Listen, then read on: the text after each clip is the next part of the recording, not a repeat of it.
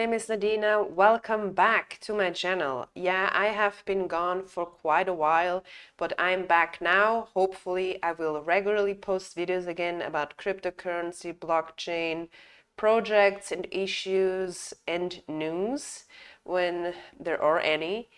And yeah, I'm very looking forward to share videos with you guys again. And thanks to everyone who stuck with me and didn't unsubscribe. So I hope you're going to enjoy my future videos like you did my past ones. So yeah, today I'm going to talk about Pulse. Pulse is a chain that just recently launched. It's an Ethereum fork, and I looked into that project because I was interested for my own project that I launched with my partner only a few days ago. It's called Pet LFG. It's a very cute, adorable project. I'm going to share the link in the description below so you can check it out. And yes, we were interested in bridging to Pulse, but a little bit more to that later. So I looked into the project and I was stunned how little information I was able to find. But I'm going to share what I found out in this video. But before we do that, please give me a like and subscribe to my channel. It really helps for my exposure, especially now that I'm trying to get back into it. And yeah, follow me on social media. All the links are in the description below. And so let's get into it. So as I mentioned, when I tried to research this project, I didn't find too much information. The website is very sparse, so I'm going to show that later. But only a few hours ago, this article was published, and it's a fairly good overview of the project and gives a little bit of a sense what it is about. And as you can see already, the title says, "What is PulseChain? One of crypto's most controversial projects." And you'll find out in a minute why this is controversial.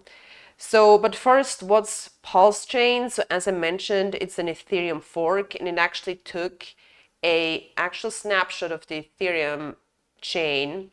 So all assets and tokens were duplicated essentially.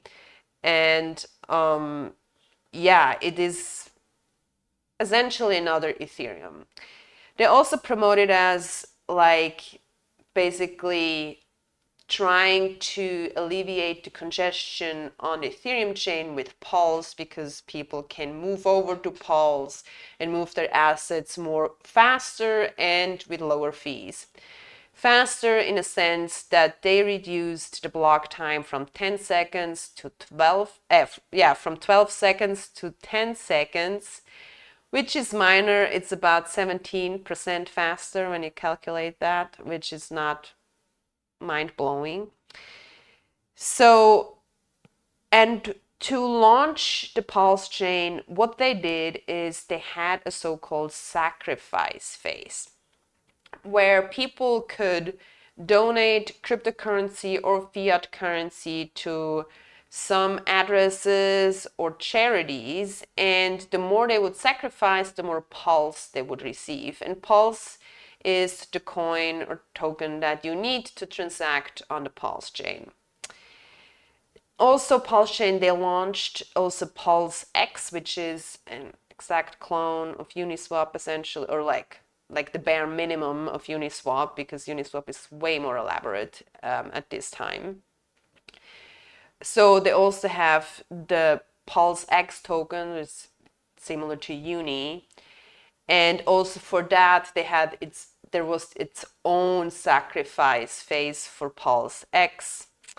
They raised tons of money, and likely a large portion of it went to the founder, but that's not research information. That's just an allegation that you see in several articles.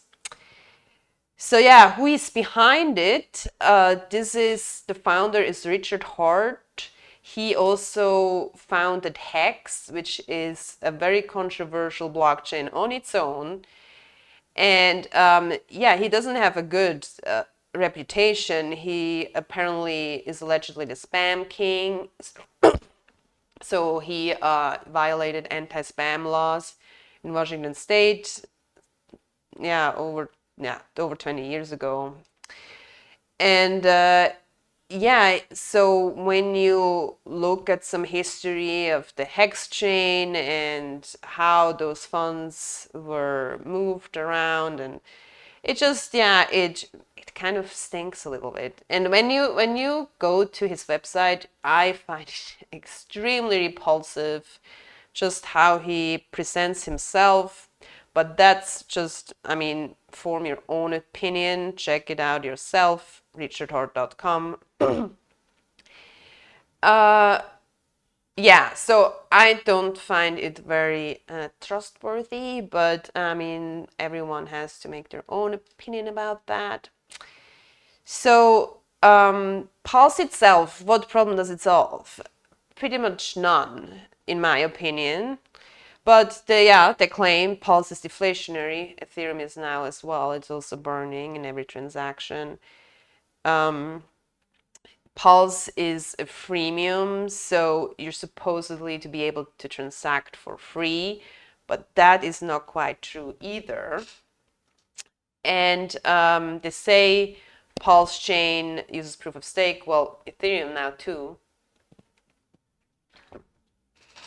And there is not really anything new about it.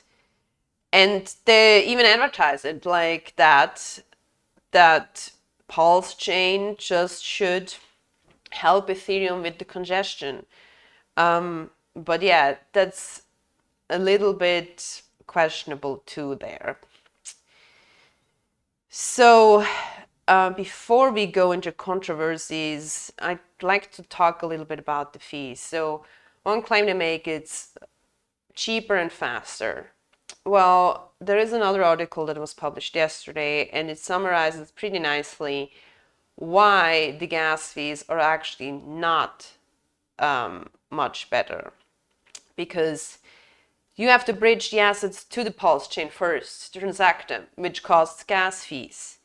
I think if it's similar to other bridges, it will cost essentially the same amount as a transaction. So unless you're going to make several transactions on the Pulse chain, this will not benefit you.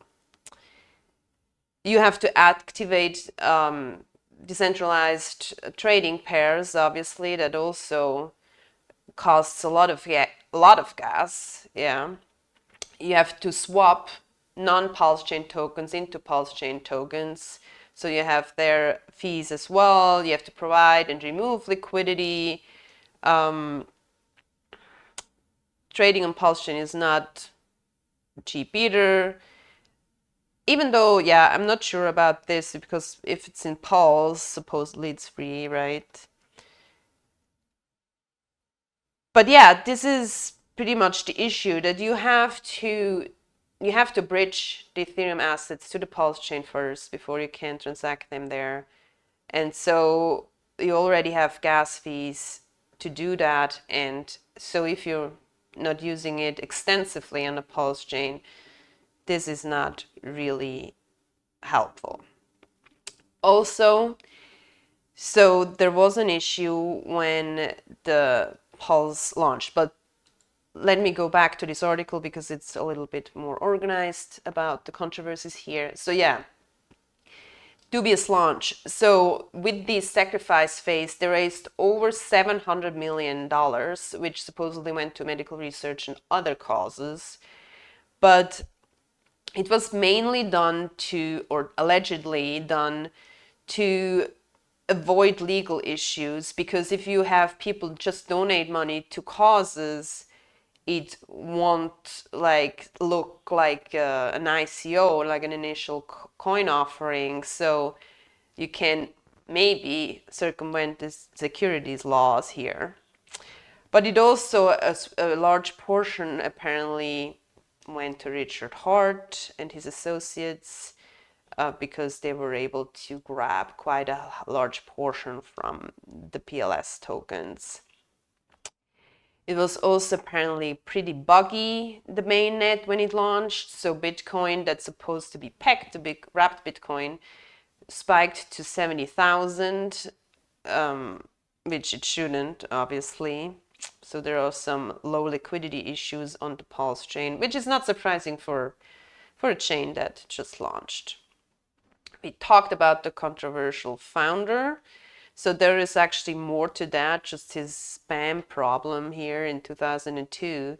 So there is another article about how he launched Hex. And so Hex has apparently not really a utility. It's just a chain that is supposedly to work like a certificate of deposit, and you lock your tokens in to get high rewards. I think like 38% of free APR, which is very high and like a red flag in itself. And also, apparently, you agree on really following a very rigorous staking and unstaking schedule. If you violate that, you get penalized and stuff like that. And here this article lays out very well like all the wallets that are kind of dubious around the Hex project, and that probably, if you take everything into account, Richard Hart probably owns about almost 90% of the supply, which is very, very yeah, much of a red flag here. So that's about the Hex, and yeah, they had some launch problems. Also, yeah, that basically, especially, yeah, so the Hex value crashed, and also those people that sacrificed for the PulseX, which is for the exchange, and then but they didn't have any Pulse, so they got locked in their tokens, and it's just like kind of a little bit of a mess, in my opinion. And before I saw this article, I kind of had sort of a feeling about this, and the reason is I went to the PulseChain website, and I expected as kind of a blockchain project. I expected something like Avalanche or Polygon, and they have very elaborate websites, very good documentation. You have a lot of information, also a lot of education about blockchain for everyone, and whether it's for developers or people that just start using blockchain. And this is just really sparse. Like, you have the information that you need to add it to MetaMask, which you obviously need to use it. Then there is some block explorer and stuff, and the docs. And I thought, oh, interesting, now I can check out how this works. But to be honest, this is just a GitLab repository that simply explains how to start a validator node. And that's it. There is no information how the blockchain works or anything. Maybe they just expect you to read everything about Ethereum, but I mean, Ethereum is evolving, and Pulse is evolving, so if it evolves. So you should have some, at least a starting point of good documentation for developers. Otherwise, nothing is going to happen, and it's just going to stay in this current state. So that already gives me kind of an indication there is not much intention of developing this project much further. And also, when you scroll down, you have the goals, which essentially the Ethereum goals. Here it says, excuse me, PulseChain will re-enable priced out use cases instead of launching empty. PulseChain brings the ETH system state, and RC20s, this rewards holders and founders. So it's basically to print money for ETH. Holders, okay. Largest airdrop in history, yes, I think that's pretty much what it is. Easy to use. Wow, you can use MetaMask. How interesting. As it says, 17% faster. Mind-blowing. It removes pollution because it's staking. Yeah, well, we kind of are in the next stage of blockchain industry. It's not a new thing anymore. Improve game theory. Reduce the issuance of PLS by 25% per block. What? So what? And empower PulseChain holders. it can be used to validate the network. Well, okay, nothing of this is new. So yeah, all it does is supposedly to extend the Ethereum network, but it's actually not solving any problems. Then they're boasting about how much money they raised. Well, good job. I guess at least some portion of this stolen money, in my opinion, goes to good things. And it's bridging. Okay, so you can bridge tokens from Ethereum to PulseChain, which is actually, I'm going to give them credit for it.